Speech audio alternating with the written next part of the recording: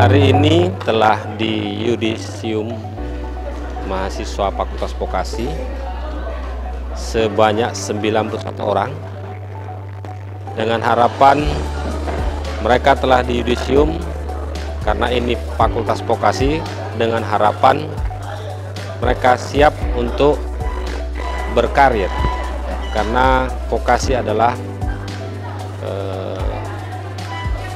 sarjana terapan, jadi mereka bisa menerapkan ilmu yang mereka peroleh dan siap terjun di masyarakat.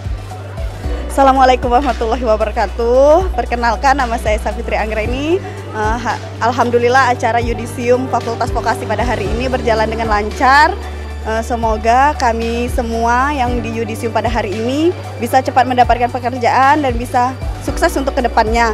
Dan untuk kesan dan pesannya untuk dosen-dosen dan semuanya, terima kasih atas bimbingannya selama ini, dan pokoknya sukses juga buat dosen-dosennya. Terima kasih.